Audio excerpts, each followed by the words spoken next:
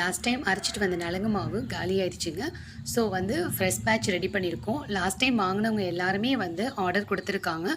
அவங்களோட நலங்கு மாவு ரொம்ப நல்லா இருந்துச்சுக்கா, போட்டோடனே ஃபேஸ் நல்ல ஒரு ஃப்ரெஷ் ஃபீல் கொடுக்குது, நல்ல க்ளோயிங்காகவும் இருக்குது. ஸோ எங்களுக்கு திரும்ப அரைச்சி கொடுங்க அப்படின்னு கேட்டிருக்காங்க. ஸோ அவங்களுக்காக தான் அரைச்சிட்டு வந்திருக்கோம்.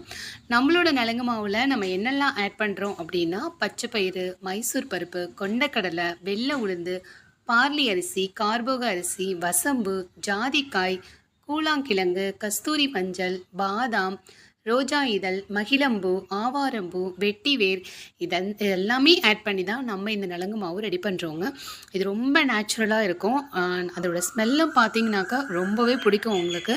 இதை யூஸ் பண்ணும்போது உங்களோட ஸ்கின்னு நல்லா க்ளோயிங் ஆகுறத ஒரு 10 டேஸ்லேயே உங்களால் 10 டேஸ் வேணாங்க, ஒரு 2-3 டைம்ஸ் நீங்கள் யூஸ் பண்ணும்போதே நல்ல டிஃப்ரென்ஸ் தெரியும்.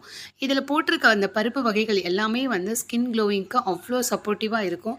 அண்ட் நம்ம யூஸ் பண்ணுற ஜாதிக்காய் உங்களோட ஸ்கின்னில் பிம்பிள்ஸ், பிளாக் மார்க்ஸ் இதெல்லாம் இருந்ததுன்னா அதை எல்லாத்தையுமே ரெடியூஸ் பண்ணுறதுக்கும் இது ரொம்பவே சப்போர்ட்டிவாக இருக்கும்.